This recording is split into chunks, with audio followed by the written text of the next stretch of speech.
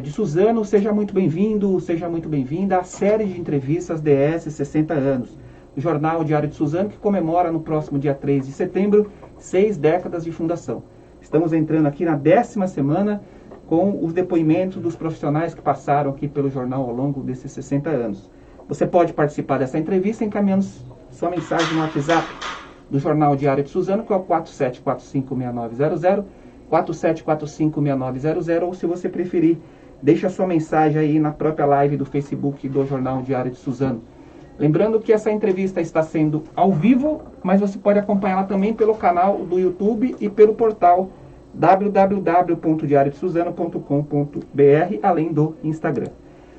Temos a honra e a satisfação de receber hoje aqui os jornalistas Marcos Araújo e Ronaldo Andrade, trabalharam aqui no Diário de Suzano. Queria agradecer vocês terem aceitado aqui o convite para estar aqui no DS 60 anos. A gente sempre pede para os nossos entrevistados dar uma saudação. Queria começar com o Marcos, então. Obrigado, Edgar. Eu que agradeço o convite vindo de um profissional que eu respeito muito, que é você, e de um dos principais veículos de comunicação do Alto Tietê, e de uma casa que me acolheu durante muitos anos. Isso aí. Boa tarde. Agradeço também o convite. É uma satisfação enorme, né, voltar aqui ao Diário de Suzano. Um jornal que marcou a minha trajetória profissional, né? Então retornar aqui hoje é motivo de orgulho mesmo. Tá certo. Ó, vocês vão ver que eu estou olhando para vocês, olhando para o celular, e já está entrando bastante gente aqui para acompanhar aqui a nossa entrevista, e algumas pessoas, se fizerem perguntas, eu já repasso para vocês. Aqui na minha ficha aqui, tá falando que vocês iam falar de política e futebol. Vocês gostam bastante, né? Política e futebol. Mas vamos ficar para uma próxima. Até porque política e futebol, eu acompanho vocês nas redes sociais. É bastante legal, assim, o posicionamento que vocês têm em relação à política e futebol. Mas vamos ver se no meio aqui ou no final a gente pode falar um pouquinho, se vocês concordarem aí. Torce pro mesmo time. Não, mesmo time não, né? Tá, até falar de Libertadores, amanhã tem Palmeiras e São Paulo também, né? Dá para vocês comentar um pouco aí. Também, então a gente vai sentir Não, São Paulo. A gente pode falar de Cartola também, né? Até porque você está pontuando bem menos que eu, né? Estou pontuando menos. Esse ano eu pular esse assunto. Tô desistindo esse ano. Cartola não deu certo, não. Bom, eu já queria agradecer publicamente, já agradeci nos bastidores, mas obrigado de coração vocês terem vindo, né? Pra gente é sempre uma satisfação receber vocês que fizeram aqui. Contribuíram bastante para a história do Diário de Suzano, que completa 60 anos. E a gente começa do início. Queria saber, Marcos, então, quando que você começou aqui no Diário de Suzano? O que você começou fazendo na revisão? Você começou na revisão, Isso, né? eu comecei... Foi seu primeiro emprego em jornal? Foi, e impresso foi meu primeiro emprego. Eu tinha acabado de sair do Ministério da Cultura, final ali de 2008. E fui para a revisão do jornal. O que você fazia lá no Ministério da Cultura? Eu estava na assessoria de imprensa da representação regional aqui em São Paulo, né? Legal. E vim para a revisão, né? Foi uma experiência, era um momento importante para mim, que um dos meus sonhos no tempo de faculdade era vir para um jornal impresso. E tinha dois na revisão, né? Na época ou não? Só tava tinha, você? Tinha eu e a dona Judite. Dona né? Judite, né? Dona Judite, salvo engano. E nós dois nos revezávamos ali na revisão. E da revisão eu fui para auxiliar na edição, né, de cadernos como Nacional e Esportes, durante um bom tempo. E quando formado, fui para as principais editorias do jornal. Passei por cidades, região, e habitei durante boa parte do tempo depois na editoria de polícia. Para mim foi o meu auge ali no jornal, foi justamente... Polícia você ficou mais de um ano, né, ou não? Fiquei quase 2 anos e meio. Nossa, mas todas as datas eu estou errando aqui, na verdade. Tem muita gente passando por aqui, eu estou errando as datas e o período da pessoa que está trabalhando aqui, né? E na revisão, você ficou um ano na revisão ou não? Foi mais tempo na revisão? Foi acho que pouco mais de um ano, um pouco menos de um ano, salvo engano. E o jornal vinha num A4 desse tamanho, a gente terminava revisando o jornal no jornalzinho de A4, padronizava ele, né, colocava dentro dos padrões do Manual do Estadão, que era o manual que usávamos à época, até que depois, com o tempo também, a impressão passou a vir em A3, onde a gente conferia de créditos de imagens, a título, a anúncio, até o horóscopo, né, todo dia. E quando saía alguma coisa errada, então, no jornal, a culpa era sempre sua. A culpa era... Quando saía certo, ninguém falava Não, nada. quando saía certo, a culpa era da equipe, que era bem competente à época. Aí, quando saía Até errado- hoje segue isso. É isso aí. E você, Ronaldo, você começou... Você 2000 e... Você falou? Final de 2008. 2008. Você foi nesse período também, Isso. né, Ronaldo? Eu cheguei no Diário Suzano no início de 2008 e fiquei aqui apenas um ano, né? Eu saí no início de 2009, quando houve o convite para a assessoria de imprensa da Prefeitura de Poá. Né? Vim para cá, eu falo que aqui o Diário Suzano abriu um leque de opções para mim, porque eu vinha de 4 anos de um jornal semanal, né? Aquele jornal onde você faz tudo, né? Você é o Qual que era o semanal? o jornal Novo Milênio de Poá. Ah, Novo Milênio. Tá ali, eu era o editor, eu era o motorista, eu era o cara que vendia anúncio, eu era o cara que fazia café, então você aprende demais num jornal desse. E eu tinha, assim como o Marcos, tinha a vontade de trabalhar com um jornal diário, né? E saí do jornal semanal, fui trabalhar num jornal aqui da região, mas fiquei apenas 3 meses por questão de problemas internos, acabei saindo. E eu me bateu aquela dúvida, né? E agora? Será que não tenho capacidade de trabalhar no jornal diário? Me bateu uma certa deprê. E aí foi quando pintou o seu convite. Um dia depois que eu saí do jornal, você me ligou, né, fez um convite para fazer um teste aqui. Graças a Deus vim, fiz o teste e daqui foi um ano que... E você fazia muita matéria de levantamento, eu lembro, né? Você gostava muito de Sim, matéria de- levantamento, aí nós pegamos o período da eleição de 2008, né, Uhum. que foi muito bacana, que a gente conseguiu cobrir bem a campanha e depois dando furo com o nome dos secretários, adianta o nome de secretários que seriam anunciados ainda. Então foi um período bem... E você bem fica na bacana. região, né, também? Cobria a matéria regional, né? Cobri região, mas assim, pegando bastante Poá mesmo. Uhum. Né? Poá eu pegava o Poá e Itaquá. Mas o Poá acaba sendo meu foco porque tinha muito contato, então me facilitou bastante o serviço. Uhum. Ô Marcos, quando você ia passar para a polícia, você estava na revisão do jornal, né? Não, quando eu fui para a polícia foi depois de região. Você Eu tava- fui para a polícia meses depois do aterro da Pajuan ter explodido em Itaquaquecetuba. Ah, sim.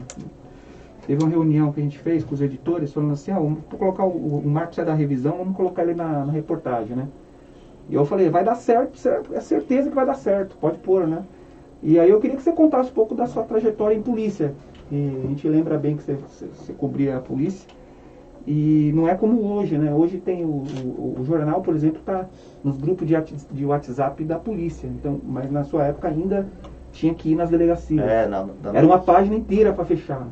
Isso, no meu tempo a gente tinha uma página inteira e era muito baseada em ronda, né? A gente tinha as principais cidades que a gente batia cartão praticamente, né? Eu e o motorista do jornal, esporadicamente com um fotógrafo quando precisava de alguma coisa. Mas a gente começava 1 da tarde rodando, começava por Ferraz de Vasconcelos, depois descia até Poá, sempre nos cartórios, né? Que o boletim de ocorrência é um documento público. Então nós chegávamos nos cartórios e nos plantões das delegacias, já pedia para dar uma olhada no livro, para ver o que tinha acontecido na noite anterior, se tinha acontecido algum homicídio, algum assalto. Depois subia para o cartório para ver o despacho do delegado, o que ele tinha mandado abrir inquérito ou o que não tinha mandado abrir inquérito. Dali a gente sempre terminava tendo acesso a boletim de ocorrência de homicídio, de latrocínio, de algum outro crime. A gente não tinha essa comunicação tão rápida que tem hoje. Mal tinha o Nextel. Poucas vezes a gente tinha o Nextel. Então, o número de celular ficava muito em contato com o policial. E às vezes um policial mandava uma mensagem, às vezes de madrugada ou de manhã, e falava, Marcos, aconteceu isso.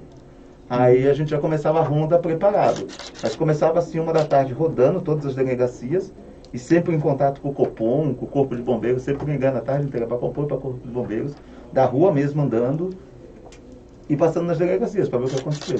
Dali muitas vezes a gente tinha acesso a um boletim de ocorrência de algum caso grave que tinha ocorrido e ia atrás de familiares, parentes ou policial que cobriu aquilo para montar a matéria em cima daquilo. Às vezes fazia ronda a tarde inteira, não pegava nada, e à tarde, quando você estava indo embora, tinha alguma coisa Exatamente. Nossa, por muitas vezes acontecia isso. Você começava a ronda 1 da tarde, quando estava 6 da tarde, estava voltando pensando, poxa, tem que fechar uma página inteira.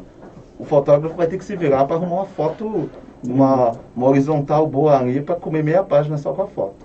Só que aí, quando chegava no jornal que você sentava e começava a separar o que você tinha coletado, aí tocava um telefone, às vezes era um delegado falando, ó, assaltaram o banco fulano de tal, tem um incêndio não sei aonde, ou capotou um carro não sei aonde. Aí a gente saía, corria, ia apurar isso aí.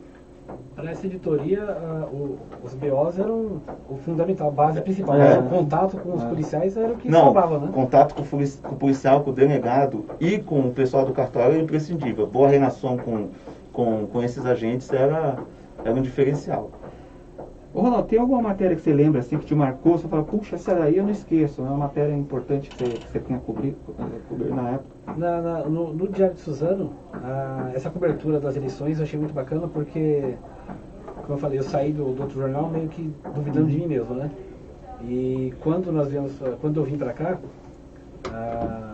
o fato de ver o Diário de Suzano divulgando, que tinha aquela corrida, né, de ter que divulgar o nome do secretário, o corpo de secretariado antes do outro jornal, tinha aquela corrida bacana, saudável, assim. Então, quando a gente conseguia fazer isso, e graças a Deus a gente conseguiu fazer algumas vezes, então dava uma satisfação legal. Antes do Diário de Suzano, já na editoria de polícia, aquela cobertura dos ataques do crime organizado, que incendiaram vários ônibus. Você estava nessa época? Já estava nessa época, eu fiz a cobertura, a gente fez um jornal todo especial voltado para esse tema. Um sequestro de uma família em Poá, que a Polícia Civil estourou o cativeiro em Itaquá, se não me falha a memória, ou era já. E aconteceu isso que a gente acabou de falar. O policial me ligou e falou: olha, segunda-feira nós vamos com as vítimas lá para fazer o reconhecimento. Ninguém vai acompanhar. Ele me passou primeiro embaixo dos panos e eu consegui chegar lá e só tinha eu da imprensa. Não tinha Diário de Suzano, não tinha TV, não tinha ninguém, né? Então essas coisas, esses contatos é que fazem com que aquela matéria específica se sobressaia sobre as outras e dá um saborzinho melhor, né? Mais gostoso para escrever. Você, Marcos, você lembra de alguma matéria assim que você, puxa, essa aí eu não esqueço mais, né? O pessoal que vem aqui sempre lembra mais de matéria de cobertura policial, que geralmente, infelizmente, a tragédia não sai da sua cabeça, né? Você fica ainda pensando ainda naquilo. Tem algumas coberturas que foram bem impactantes para mim. Quando eu saí de cidade e fui para a região, fui cobrir a região, foi no dia seguinte à explosão da Terra da Paz João. Aquele momento, aquela cobertura foi muito impactante para mim, não pela imersão que a gente podia ter jornalisticamente em cima daqueles fatos. Isso era factual, que a gente teria boas matérias em cima daquilo. Mas ela causava o mais forte nisso, porque a gente estava próximo a pessoas que estavam no limite da sociedade, que viviam de um lado de um aterro sanitário e que estava sofrendo todo o impacto daquilo. Aquilo causava um forte peso na gente. E era uma cobertura literalmente fedorenta, né? Porque eu tinha que vir com 2 peças de roupa. O cheiro do showroom, ele grudava nas minhas roupas. Então, quando saía para cobrir, era com uma roupa. Quando voltava, eu tinha que vestir outra peça de roupa, porque o cheiro estava impregnado na minha roupa e no meu corpo. Porque quando eu ia para casa, eu ia de transporte público nessa época, eu ia com um certo medo, entendeu? Um certo temor de que estou fedendo. Estou literalmente com o cheiro da notícia, né? Eu acho que essa foi uma das que me marcou muito, mas também teve o caso da menina da Graziele, né? Aquela menina de 7 anos que foi atingida por um jet ski lá em Bertioga.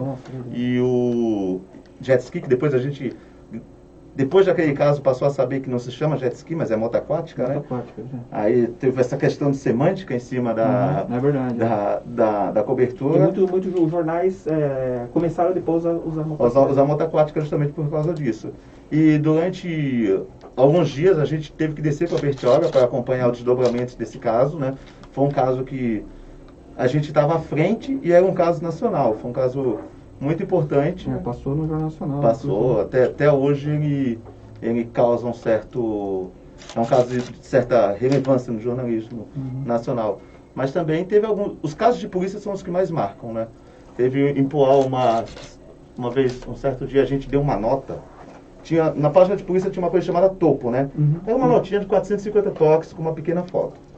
A gente sempre usava esse espaço para pequenos delitos ou pessoas desaparecidas. E um certo dia a gente estava cobrindo, fazendo cobertura em Poá, e a mãe de um menino desaparecido passou para a gente a foto do menino e falou: meu filho está desaparecido, tinha 7 anos. Estava desaparecido há 1 semana. A gente deu uma nota lá desse menino, só que o menino não apareceu. Alguns dias depois, a Polícia Civil de Poá encontrou esse menino dentro de uma geladeira, salvo engano, em uma casa de um vizinho em Poá. Aí a gente parou a ronda todinha, né? Você até me ligou falando, não, dá prioridade para esse caso. A gente parou a ronda todinha, terminou fechando a página só com essa matéria. Era uma suíte dela. Só que essa cobertura, ela foi muito pesada pra gente, né? Toda vez que envolvia criança, violência com criança ou com mulher, abate muito o repórter que está em campo, né? A gente sente isso muito perto das pessoas. Por mais que tente se manter afastado. Por mais profissional que você seja, isso toca um pouco você. E eu não sei por quais motivos, a Polícia Civil teve a brilhante ideia de levar o suspeito do homicídio, o suspeito que confessou ter matado o menino, para casa, para coletar evidências. E aquilo gerou uma confusão generalizada, porque os vizinhos ficaram sabendo e tentaram linchar o cara lá. E nós que estávamos na imprensa também terminamos levando pedrada, gás de pimenta e tudo mais, porque foi uma viatura só da PM e uma viatura da Polícia Civil. Aí imagina a gente tentando sair para tentar chegar aqui para fazer a matéria, a população acuando todos os policiais que queriam quebrar o carro que estava o cara, e a gente respirando gás de pimenta e pedras voando por todos os locais. Foi outra cobertura que até hoje está marcada, porque só no jornalismo do dia a dia, só em polícia que você vai sentir isso. Por trás de um grupo do WhatsApp, você nunca vai ter a notícia por completo. Aí você pegou a notícia no local lá, né? Você foi lá e é diferente. É outra cobertura, né? Você sente um pouco o ambiente, você termina vendo as pessoas chorar, você consegue transmitir algumas emoções que a informação fria não transmite, né? Exato. Ó, o Fernando Araújo está assistindo a gente. Boa tarde, Fernando. Sandra Paulino. A Elaine Brum. A Elaine Brum colocou aqui, ó. Eu que achava o Marcos Araújo um chato na época que ele fazia a polícia. Aí colocou, eita mundo que dá volta. E aí, hoje sou encantada pela pessoa que ele é. A Elaine Brum, obrigado por estar assistindo a gente. João Carlos Correia também, grande Ronaldo Andrade, ótimo jornalista, excelente pessoa. A Sandra Paulino, que inclusive foi a pessoa que me aplicou o teste que me permitiu entrar no Diário de Suzano. Né? Ela era chefe de reportagem à época. Só a fera aí que você chamou, né? Fernando Araújo, Sandra. Então. O Ronaldo, depois que você saiu daqui do Diário de Suzano, eu queria que você falasse um pouco da sua trajetória até hoje. Você está hoje na prefeitura, né? De Poá. Eu saí daqui no início de 2009, né? Fui para a prefeitura de Poá, comecei como assessor de imprensa lá, fiquei 6 anos. Foi nos últimos 2 anos atuei como diretor de comunicação também. Foi quando o então prefeito Testinha, né, ele foi afastado, e eu entreguei o cargo no dia seguinte. De lá eu fui para a Câmara de Vereadores de Itaquá, fiquei mais 2 anos lá como assessor de imprensa também. Atuei mais algum período, cerca de 1 ano mais ou menos, como assessor de imprensa da Câmara de Poá. E foi quando enfiei na cabeça, minha esposa me enfiou na minha cabeça de trabalhar com waffles. Abrimos a Bruxelas Apoeia. Mas não deixei o jornalismo, né? Então agora retornei à prefeitura com a prefeita Márcia e estou novamente exercendo a função de assessor de imprensa. Você falou, é o Waffles ou o Wafers que fala? Qual que é a maneira certa de falar? O Waffles. O Waffles, né, certo? Você tem queria que você falasse um pouco então da Bruxelas, que você, paralelamente ao seu trabalho, né, a sua esposa que toca, né? Isso, ela é que acontece lá, né? E a Bruxelas nasceu em fevereiro de 2016, com uma pequena unidade em Poá. Graças a Deus foi crescendo, né? E já são 5 anos de Bruxelas, com waffles, crepe francês. Temos uma unidade aqui em Suzano, temos uma unidade em Mogi. É uma rede já quase. Tá indo bem. Tá indo, Essa pandemia deu uma atrasada na gente, né? A gente acabou andando para trás um pouquinho. Mas se Deus quiser, a gente vai retomar aí os projetos para fazer ela seguir adiante. Ficou fechado esses dias? Ficou, né? Na pandemia vocês estão reabrindo aos poucos? Sim, no período de fase vermelha, né? A gente ficou fechado, ficou um bom tempo fechado, inclusive. Apenas um delivery, né? Agora que retornou, a unidade Suzano e Mogi continua com atendimento presencial, mas a unidade Poá está fechada para reforma e estamos atendendo somente no delivery, né? Mas se Deus quiser, no final do ano, início do próximo ano, retornamos com atendimento presencial em Poá também. O que a gente pode encontrar lá? Dá um pulo lá, o que tem lá de bom lá? É especializada, né, em waffle belga, crepe francês, petit gâteau, temos panqueca americana, temos taças de brigadeiro, então, e tudo artesanal. Lá não tem nada, com exceção do sorvete, que a gente não faz sorvete, o restante tudo é artesanal. Todas as massas, todos os produtos são artesanais. Marcos, dá pra levar a Ilane lá, hein? São ótimas informações para se passar às 5h20 da tarde, né? Quando o estômago já passa o endereço depois. O estômago já começa a tocar os sinos, né? A Ilane tá vendo essa entrevista, depois vai te cobrar pra você levar lá. Vai me cobrar mesmo. Se prepara aí.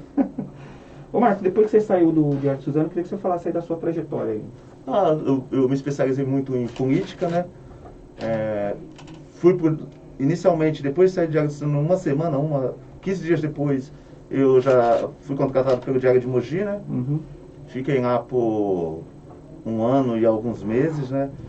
E me juntei com alguns aventureiros do jornalismo, né? Danilo, que hoje está em Coromandel, e alguns outros colegas, e tentamos fundar um portal de notícias aqui na região, né? A gente tentou fundar naquele tempo o AT 24 Horas. Era um portal para cobrir as 10 cidades do Alto Tietê em tempo real, um projeto de web jornalismo, né? Naquele tempo o G1 Mogi das Cruzes ainda estava engatilhando aqui, então a gente percebia que tinha um espaço para a gente explorar ali dentro. Não tinha ainda esse mar de páginas de Facebook distribuindo informações, então a gente viu ali uma oportunidade, né? Durante muito tempo a gente planejou o portal, planejou a cobertura, as editorias, e em setembro de 2014 a gente colocou ele no ar. Só que, apesar dos bons resultados na web que a gente conseguia com audiência, a gente não conseguia converter isso em recurso financeiro para nós três. E em 2017 a gente suspendeu o projeto. Um pouco depois de suspender o projeto, o Publio lá da Cape Press me convidou para trabalhar com ele na agência, né? Na agência de comunicação dele, que é a Cape Press. Naquele tempo ele atendia alguns vereadores de Itacoaxetuba e precisava de alguém que tivesse um conhecimento um pouco mais aprofundado sobre política nacional, política local e como aplicar isso em produtos para audiovisual e redes sociais para essas figuras. Desde então eu estou com eles lá, né, na Cape como prestador de serviço. Também, nesse período, também passei pela Câmara de Itacoaxetuba, né, no gabinete do vereador Armando Neto. E continuei trabalhando com a Cape, prestando serviço para a Cape, hoje presto serviço para a Cape Press e para a Pública, que é uma agência, um braço da Cape Press, que ele é voltado só para o marketing político, só para a comunicação política. É um projeto que eles ainda estão engatilhando, mas que tem tudo para crescer aqui no Alto Tietê. A Cape Press já se consolidou como uma das principais agências de comunicação aqui no Alto Tietê, né? Atende clientes de renome nacional, como Sicredi, já atendeu grandes redes como a Tenco, do Itaquá Garden Shopping. Então, desde então, eu estou na equipe do Público, do Thiago, no time da Cape Press.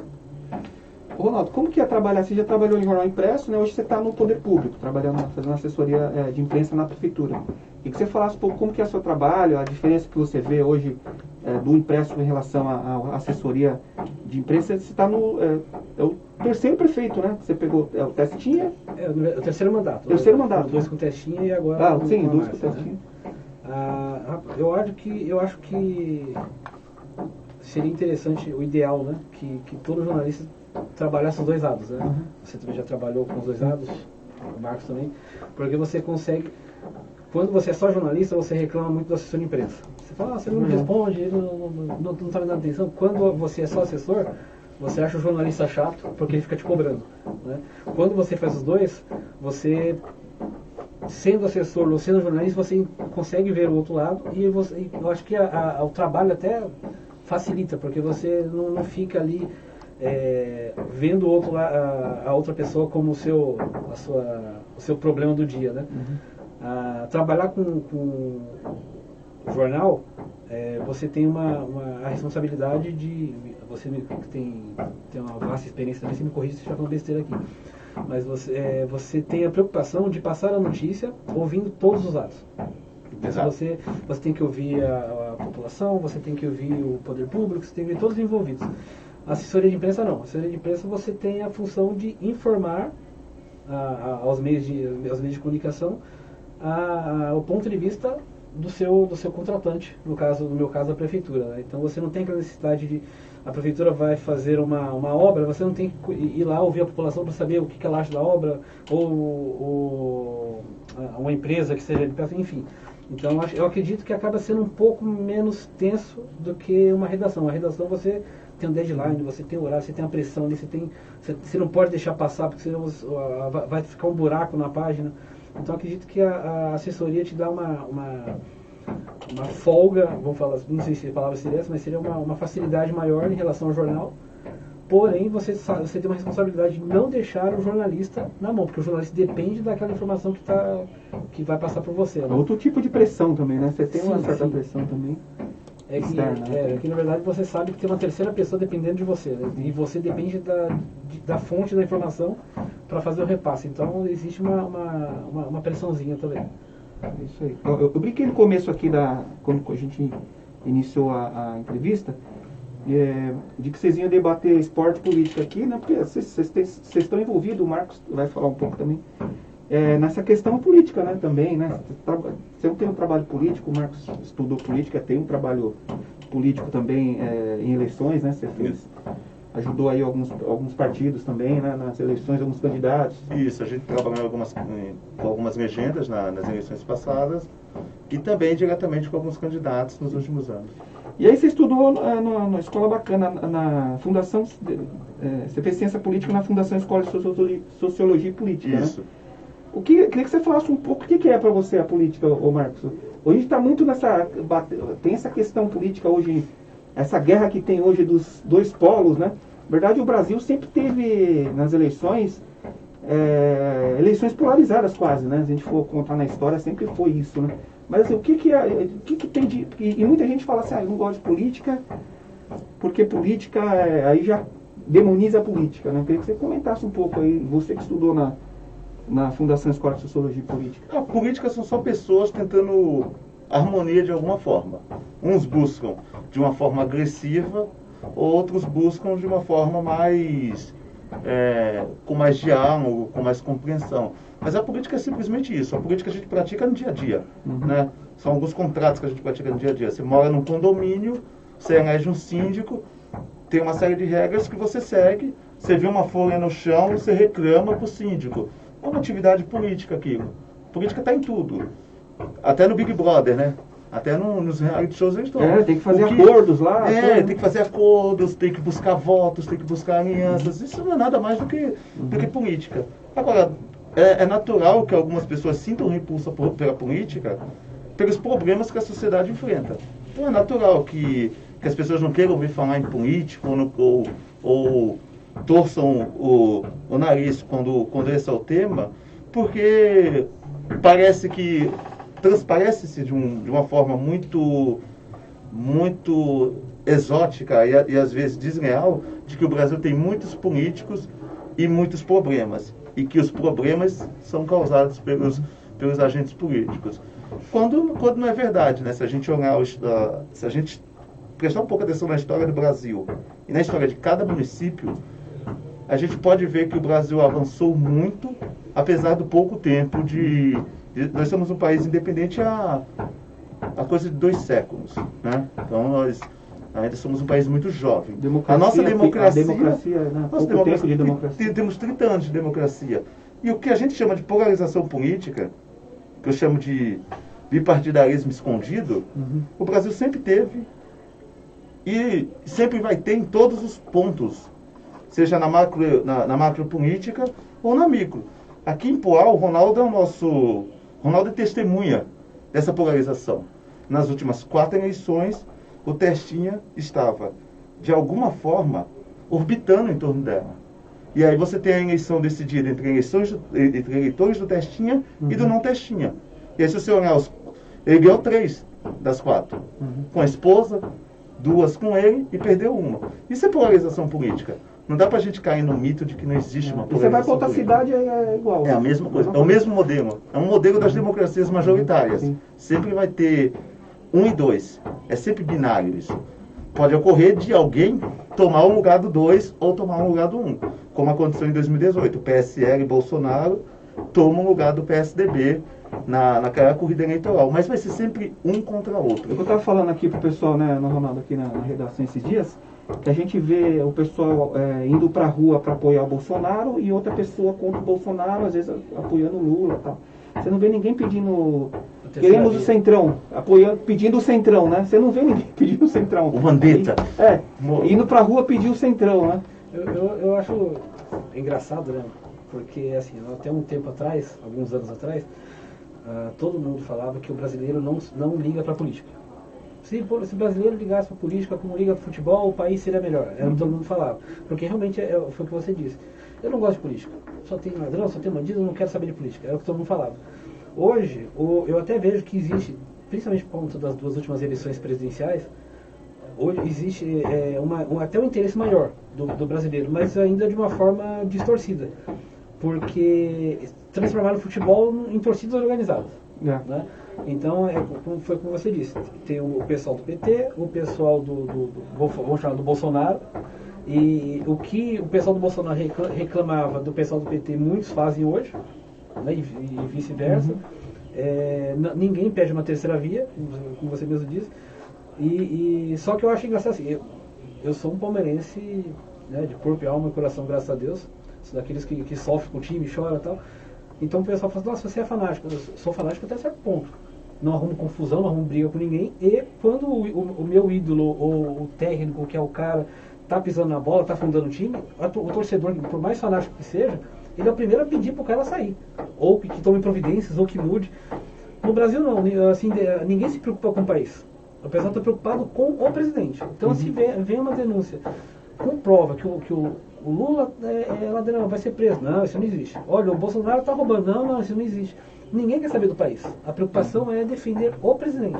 Então existe um fanatismo, você mais entendido, talvez você saiba explicar. Eu não consigo ver uma explicação para isso. Deixa o país em segundo plano. Sou Bolsonaro acima de qualquer coisa, sou Lula qualquer coisa, acima de qualquer coisa.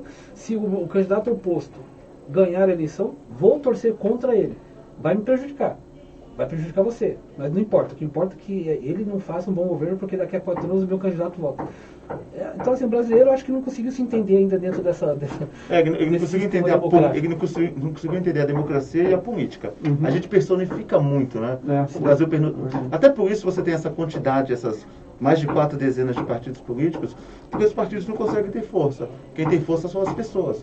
Então, em Poá você vota no Testinha, em Suzano no Axuxi, e as figuras políticas é que ficam fortes, e não os partidos políticos. Esse é um dos grandes problemas que nós temos.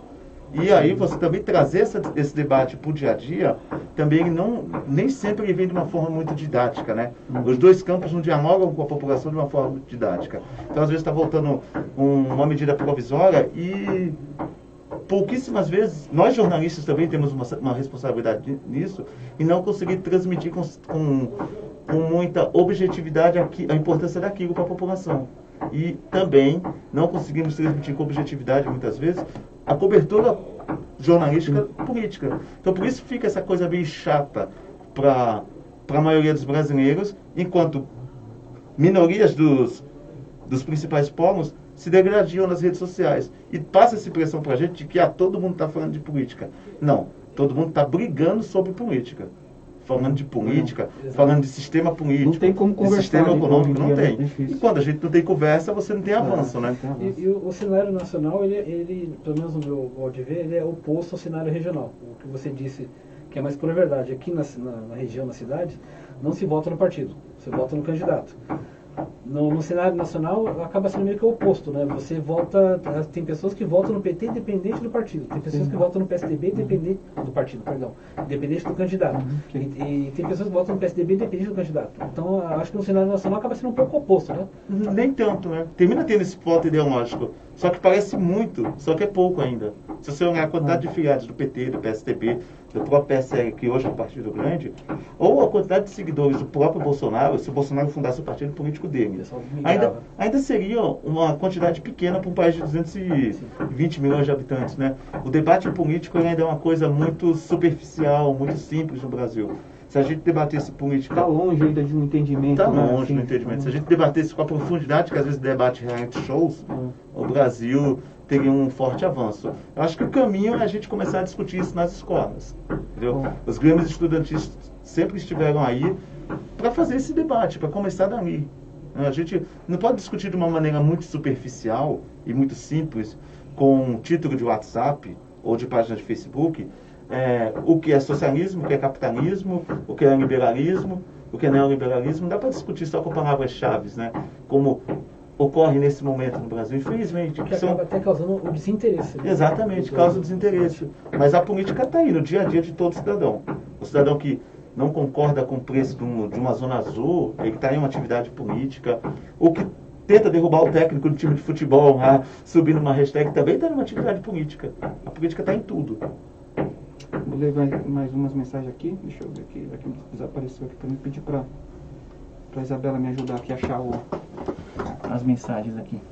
Bom, a gente sempre está pedindo para o pessoal que está vindo aqui, né, que começou trabalhou no impresso, e hoje a gente sempre tem visto aí as transformações pela internet que tem ocorrido nos meios de comunicação, né? A gente fazia notícia para o dia seguinte, que era no jornal impresso, agora é meio que para o minuto seguinte. A velocidade da notícia está muito maior do que em anos anteriores. Eu queria que vocês comentassem um pouco sobre isso. Ô Ronaldo, o jornal impresso, como que você está vendo hoje a cobertura do jornal impresso e para onde está caminhando o jornal impresso hoje, na sua opinião? Edgar, o jornal impresso, infelizmente, ele perdeu muito espaço, né, por conta das redes sociais. E eu acho que mais triste ainda é ver que alguns, né, graças a Deus não são todos, ainda o Diário Suzano é um caso que se salva, né?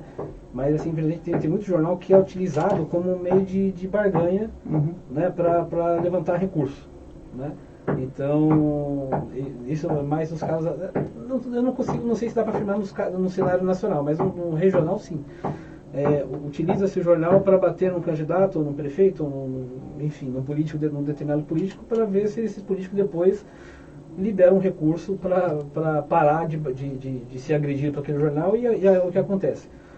Infelizmente é uma minoria de jornais, como eu disse, o Diário Suzano é o caso dessa minoria, que não utiliza desse meio. Sempre foi assim, desde que eu conheço o Diário Suzano, sempre teve uma linha muito correta, muito séria. Então eu vejo que hoje o impresso está numa situação complicada. A gente vinha comentando aqui antes de entrar no ar, que é a necessidade de se atualizar, de fazer uma atualização urgente em relação aos meios comerciais dos impressos, para ver se consegue salvar. Acredito que o fato das redes sociais, com essa enxurrada de páginas de notícia, e que a maioria dessas páginas de notícia não pertence a jornalistas, né? É aquela coisa do gosto de notícia, eu abro uma página, fico copiando, fazendo Ctrl+C, Ctrl+V dos portais e vou publicando. E aí acaba meio que sufocando os jornais impressos por conta disso. O Marcos vinha falando uma coisa aqui nos bastidores que acho que é mais pura verdade. Necessita, apesar de eu achar bem difícil, fazer essa atualização, essa modernização da forma do jornal atuar, do jornal impresso, para que ele continue, para que ele se mantenha, né? Porque precisa. Eu acho que não dá para olhar para frente e ver um mundo sem o jornal impresso, né? Aí é muito triste de se ver. Você acha mais que pode falar sobre? Eu acredito, a gente comentou isso nos bastidores, né? Que os modelos de negócios e de distribuição, de apuração dos jornais impressos precisam passar por uma revisão urgente, né? Não dá para os jornais impressos apostarem em corrida na maratona da notícia com grandes portais, com sites e com as próprias redes sociais. Apesar das redes sociais, grupos de WhatsApp, páginas de Facebook serem apenas mais de informação. Nós, como jornalistas, sabemos que informação não é notícia, né? Informação é uma coisa, notícia é outra. E onde desaparece, onde o jornalismo se apaga, se acende a chama das fake news, né? Então, acho que nós somos um bastião da verdade mesmo, da informação. É necessário que os jornais impressos pensem novas formas de financiamento, para que possam ampliar sua cobertura de uma forma mais diversificada, sem estar nessa aposta, nessa corrida de 100 metros livres com a internet, porque o jornalismo é uma maratona, ele não é 100 metros livres, não é uma corrida de tiro curto. para que a gente possa enfrentar o grande mal da comunicação nesse momento, que são as fake news. Onde não há jornalismo, há fake news. Onde não há jornalismo impresso, há muito mais fake news do que nós possamos imaginar, né? E o jornalismo precisa existir para existir democracia. Para existir também, democracia, né? Senão não tem principalmente. democracia, né? Para a gente ter diversidade de opinião, diversidade de cobertura. Isso é muito importante. É muito importante isso. A gente não pode pensar que o monopólio da informação e da verdade reside no feed do Facebook e no feed do Instagram. Verdade. Ó, a dona Denair Brum, Minha sogra. meu genro, o Marcos hoje colocou aqui, um abraço a todos vocês. A Mônica Cassino, boa tarde para todos. Um abraço para o Marcos Araújo. Grande Mônica, um abraço também. Vamos ver mais aqui quem está mandando mensagem aqui. Tatiane Santos, parabéns Ronaldo, um ótimo profissional e um grande parceiro de trabalho. Meu chefe. É isso aí. Gente, estamos chegando no final da nossa entrevista. Obrigado a vocês aí por terem vindo, de coração terem vindo aqui falar um pouco da experiência de vocês, né, que vocês estão fazendo hoje. Aí, antes de pedir para vocês deixarem a mensagem final, eu pedi, se vocês quiserem deixar um telefone, fazer uma propaganda aí da Bruxelas, pode fazer aí, Ronaldo, deixar telefone, portal, redes sociais. Redes sociais. Tá Facebook e Instagram, Bruxelas Wafeleria, né? Bruxelas com 2 L's. Uhum. E, gente, acessa lá que vocês vão gostar. O Marcos está convidadão. Da Caps, quiser deixar um telefone, alguma coisa que você acha legal aí? Quem puder curtir a página da Cape Press e da Pública, né, que são as duas agências que eu trabalho. Elas estão caminhando paralelo, né? Então, uma mais uma caminha para política e outra para varejo. Marketing digital. Isso, exatamente. Quem também puder me acompanhar nas redes sociais, Facebook é jornalista Marcos Araújo, também estou no LinkedIn lá, quem puder acompanhar também. Se a gente quiser bater um papo sobre política e futebol e vice-versa, também estamos à disposição. É verdade, amanhã tem a Libertadores, né? Qual que é o palpite de vocês aí, Palmeiras e São Paulo? Primeiro jogo 1 a 1, né? Primeiro que vai ser um jogo para sofredor, né? A gente vai ter que sofrer bastante, mas vamos levar, né? O Palmeiras vai passar mais uma vez, 2 a 1 Palmeiras. Eu como um bom São Paulino, um bom refém das pipocas, né?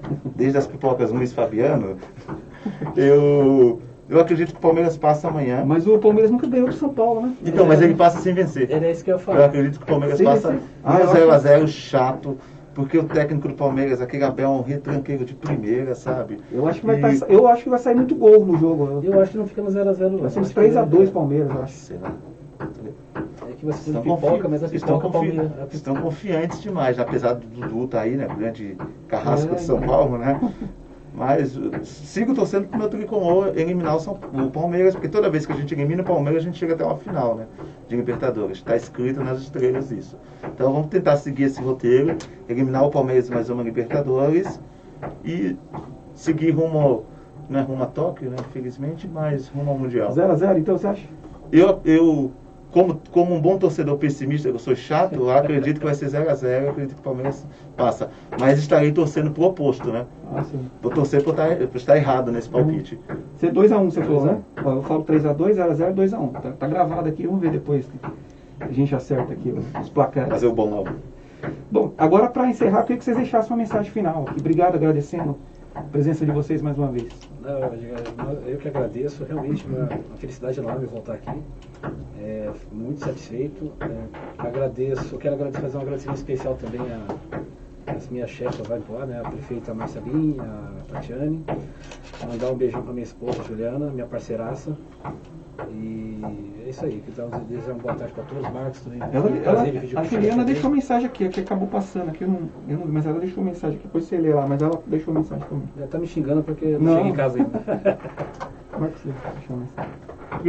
Primeiramente queria agradecer você, Edgar, pelo convite, agradecer o Diário de Suzano por ter aberto as portas para mim profissionalmente há 13 anos atrás e também parabenizar, né, pelo momento, pelos 60 anos que o jornal chega, não é qualquer jornal que chega a 60 anos, né? E são pouquíssimos que chegam relembrando a memória, né, imaterial das pessoas que ajudaram a construir aquela história. Então, o DS está de parabéns por isso. Quero agradecer o Ronaldo pela prosa, né, que permitiu que praticássemos aqui. Você também pela mediação. E a todos os internautas que assistiram, em especial a Elaine Brum, né, minha futura esposa, a minha sogra, a minha família, aos meus chefes que devem estar assistindo nesse momento, o Público, o Thiago lá da Cape Press, né, fazer um merchan aqui, que se precisar de marketing digital, procura a Cape Press, que o Público e o Thiago são excepcionais nisso. Um corintiano e um palmeirense. Um corintiano e um palmeirense, né? Isso já diz muito, né? O convívio dessas duas pessoas diz muito. Um agradecer... chato, hein? Exato, corintiano chato mesmo. E agradecer a você também, internauta, que acompanhou o nosso bate-papo até agora. Queria deixar um recadinho para você, estudante de jornalismo, para você que pensa em estudar jornalismo. Só dizer que há espaço para você nesse mundo. Apesar do momento que o jornalismo passa, né? Apesar de toda a afronta que sofremos, todas as pressões que sofremos no dia a dia, há espaço para o jornalismo no Brasil. Esses dias tenebrosos vão passar e você que hoje está estudando, lá na frente vai ter sim espaço para você. O jornalismo vai conseguir sobreviver e a gente precisa de pessoas, de jornalistas cada vez mais qualificados. Inclusive de uma geração nova que detecta coisas e informações que nós dessa velha guarda, nós grisalhos, talvez não consigamos detectar. Então eu queria deixar um recado para você, estudante de jornalismo, invista em você mesmo, siga estudando, porque há inúmeros diários de Suzano, há inúmeras agências de comunicação precisando de gente qualificada e pode ser você essa pessoa. Ó, só mais uma mensagem aqui, ó. O Moisés Araújo, que é fã do Renato Gaúcho, eu vou falar isso, você vai brigar comigo, hein? Ó, brincadeira, Moisés. Tá falando aqui, ó. Flamengo campeão, Marcos Araújo. Deixa uma mensagem pra você aqui, Marcos. Flamengo campeão. É que o Moisés, o Ronaldo, ele é do grupo lá do Cartola. E ele não gosta muito do Renato, né? Eu tô brincando com ele aqui, falando que ele é fã do Renato Gaúcho. Ele tem esse... Vai brigar comigo depois. O trauma dele é um gol de barriga que o Renato fez em 93, né? Pelo Fluminense contra ele. Então ele chorou muito naquele dia. E até hoje chora. Ele só provoca porque tá em Sumaré, né? Ele tá na Câmara de Sumaré e provoca, porque tá longe. De perto ele já não fala, né? Tá certo. Obrigado, então, mais uma vez, de coração, vocês terem vindo. Eu que agradeço. Agradecer muito a presença de vocês aqui. Queria agradecer você, amigo internauta, que participou conosco aqui dessa entrevista e vai vê-la também no canal do YouTube posteriormente. Um abraço e até o próximo vídeo.